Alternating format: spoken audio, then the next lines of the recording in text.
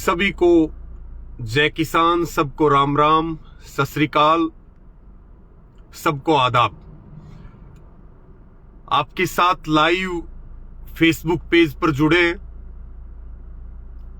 Reach इतनी down है कि लाइव का नोटिफिकेशन 1% साथियों के पास भी, जो फॉलोवर है उनके पास नहीं पहुंच पाता।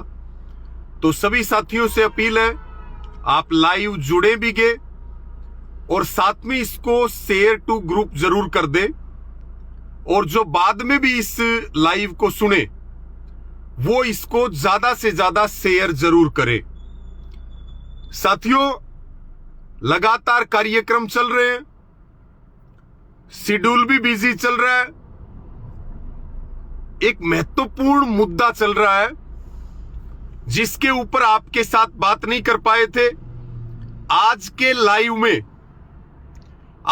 लाइव में उसी विषय पर बात करेंगे। और आपको पता है 17 जुलाई को एक खबर वायरल हुई जिसमें हरियाणा सरकार के कहने से, हरियाणा की नायब सिंह सैनी की सरकार के कहने से, हरियाणा के डीजीपी शत्रुजीत कपूर ने 6 अधिकारी, पुलिस अधिकारियों का नाम केंद्र को भेजा वीरता पुरस्कार के लिए। उसमें 3 आईपीएस हैं, 3 एचपीएस हैं, एक उसमें आईजी है, उसमें जींद के एसपी है मौजूदा। और किसके लिए नाम भेजे डीजीपी ने? वीरता पुरस्कार के लिए, ताकि इन 6 अधिकारियों को राष्ट्रपति द्वारा वीरता पुरस्कार दिलाया जा सके। यह खबर बड़ी तेजी से वायरल हुई और लोगों का गुस्सा 7वें आसमान पे गया। खास करके जो किसान मजदूर कौम है, या जो लोकतंत्र संविधान को मानते हैं, जो आंदोलन को मानते हैं, और सबने एक बात कही कि इससे शर्मसार कुछ नहीं हो सकता। हमारा देश 1947 में आजाद हुआ। 1947 के बाद पहली बार भारतीय जनता पार्टी की सरकार ने उन 6 अधिकारियों को वीरता पुरस्कार के लिए चयनित किया, जिन पुलिस अधिकारियों ने किसानों के रास्ते रोके, उनको दिल्ली नहीं जाने दिया, किसानों के ऊपर लाठियां बरसाई, उनके ऊपर गोलियां चलवाई, उनके ऊपर बर्बरता की, ड्रोन से आंसू गैस के गोले छोड़ने के आदेश दिए, किसानों की आंखें फोड़ी। ऐसे पुलिस अधिकारियों ने, सरकार कह रही है इन्होंने बहुत बहादुरी का काम किया, इसलिए हम इनको वीरता पुरस्कार देंगे। ये हरियाणा सरकार की सोच है साथियों। कृषि मंत्री कौन है जिसने किसानों पे गोलियां चलवाई? मंदसौर में शिवराज सिंह चौहान। और हरियाणा की सरकार किन पुलिस अधिकारियों को वीरता पुरस्कार दे रही है? जिन्होंने किसानों के आंदोलन का दमन किया, उनके आंदोलन को कुचलने का काम किया। इस लाइव को शेयर करते रहें। कुछ महत्वपूर्ण पॉइंट इस विषय के ऊपर आपके साथ साझा करूंगा साथियों। और सरकार ने इन 6 अधिकारियों के नाम भेज करके वीरता पुरस्कार के लिए देश के सभी अधिकारियों को एक मैसेज दिया है कि आप आंदोलनों को कुचलिए, आप आंदोलनों का दमन कीजिए, आप लोकतंत्र की हत्या कीजिए, सरकार के कहने पर आप संविधान की धज्जियां उड़ा दीजिए, आप किसानों पे बर्बरता कीजिए, हम आपको इनाम देंगे, हम आपको पुरस्कार देंगे। साथियों, अंग्रेजों का जब राज था, जलियांवाला बाग हत्याकांड हुआ, तमाम तरह के नरसंहार हुए, तब अंग्रेजों की सरकार ऐसे अधिकारियों को बड़े बड़े तोहफे, बड़े बड़े इनाम और बड़ी बड़ी उपाधियां देती थी। आजादी के बाद ऐसा कभी नहीं हुआ। लेकिन भाजपा तो सारे वो काम कर रही है जो कभी अंग्रेजों ने किए थे या जो कभी अंग्रेजों ने ना भी किए थे। अरे किसानों पे बर्बरता करना कोई वीरता है क्या? वीरता की बहुत सारी जगह है। अगर ये अधिकारी इतने ही बहादुर हैं और ये सरकार इतनी दबंग है तो हम आपको 1000 जगह बता देंगे जहां औकात पता चल जाएगी कि किसमें कितना दम है, कितनी वीरता है आपके अंदर। ये जो हरियाणा की सरकार ने किया, इसकी जितनी भर्त्सना की जाए उतना कम है। हम हरियाणा की जो नायब सिंह सैनी की सरकार है और जो केंद्र में मोदी सरकार है, उसको ये बात जरूर कहेंगे कि ये किसानों के जड़े पर नमक है, ये देश में लोकतंत्र की हत्या है। शर्म आनी चाहिए। थोड़ी बहुत शर्म बची है, वैसे तो बची नहीं है, भाजपा आरएसएस वालों को शर्म बेच खाई है, लेकिन अगर थोड़ी भी शर्म बाकी है तो ये कदम जो वीरता पुरस्कार का किसान आंदोलन का दमन करने वाले अधिकारियों के लिए उठाया है, तत्काल इस कदम को मिस कर लीजिए। हरियाणा में विधानसभा चुनाव सिर पे, हम डंके की चोट पे कह रहे हैं। लोकसभा में सिर्फ ट्रेलर दिखाया था, विधानसभा में पूरी फिल्म चलेगी। ये जो घाव हमारे दिल में किए जा रहे हैं, ये जो हमारे जड़े पर नमक नहीं मिर्च छिड़कने का काम किया जा रहा है, इसका हिसाब देना पड़ेगा बीजेपी को हरियाणा के चुनाव में।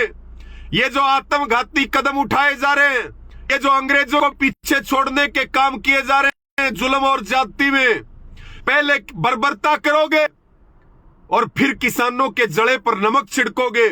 इस कदम को सरकार वापस ले ले, अन्यथा परिणाम भुगतने पड़ेंगे। और जो अन्नदाता पे लाठी मारता है, अन्नदाता पे बर्बरता करता है, ये प्रकृति का नियम है, उसका नाश हुए बिना ना कभी रहा है और ना कभी रहेगा। और मैं सारे मेरे युवा साथियों से अपील करता हूं, याद रखना इस कदम को। जब वोट डालने की बारी आए तो बटन इतनी मजबूती के साथ बीजेपी के खिलाफ दबाना कि इनकी 7 पुश्तें याद रखें कि आंदोलनों को कुचलने वालों को सम्मानित करने का मतलब क्या होता है। और जो बर्बरता इन्होंने 10 साल में की है, चेहरे बदल लो, कोई भी कदम उठा लो, जनता आपको माफ नहीं करेगी। साथियों, बीजेपी हरियाणा का चुनाव जीतने के लिए शाम दाम दंड भेद सारी नीतियां लगाएगी। ईडी की रेड पड़ेगी, एफआईआर दर्ज होंगी, जेलों में बंद किया जाएगा, डराया धमकाया जाएगा, क्योंकि चुनाव जनता ने लड़ना है। विपक्ष के भरोसे मत रहना। बीजेपी को उखाड़ फेंका, हरियाणा से बीजेपी को हरा दिया। ये तो जनता ने लोकसभा के चुनाव में बता दिया कि बीजेपी का हरियाणा में सुपड़ा साफ हो रहा है, लोकसभा में हाफ और विधानसभा में सुपड़ा साफ। इनको ये पता है, इनको हरियाणा की सरकार से कोई मतलब नहीं है। इनको ये पता है पंजाब से ट्रैक्टर चलेगा, अगर हरियाणा में बीजेपी नहीं होगी तो सीधा दिल्ली जाकर के डटेगा। और ये जो 3 टांग की सरकार केंद्र में बैठी है, वो मोदी सरकार बैठी है केंद्र में, जो हारी हुई सरकार सत्तासीन है, इस सरकार को देश के किसान, मजदूर, नौजवान उखाड़ लाएंगे, इसको सत्ता में छोड़ेंगे नहीं। इसलिए केंद्र को बचाने के लिए, केंद्र की सरकार चाहने के लिए, हरियाणा में विधानसभा चुनाव जीतने के लिए ये हजारों हथकंडे अपनाएंगे।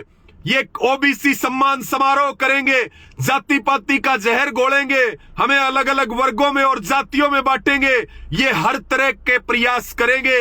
लेकिन हरियाणा वालों को और जो हरियाणवी हैं उनको सजगता के साथ जागृत हुए, जैसे आपने लोकसभा चुनाव में इनके हथकंडे फेल किए, किसान आंदोलन में इनके हथकंडे फेल किए, आपने पहलवानों के आंदोलन में हथकंडे फेल किए, इसी तरह से आपको विधानसभा के चुनाव में सुपड़ा साफ करके और जो 750 से ज्यादा किसान हैं और जो जनता पर जुल्म जाती है, चाहे वो बेरोजगार हो, चाहे वो महिलाओं की बात करे, बहनों की बात करे, आप अपने 750 किसानों को सच्ची श्रद्धांजलि देनी है। उसके लिए आप कमर कस लीजिए। हम सरकार के खिलाफ मजबूती से लड़ेंगे।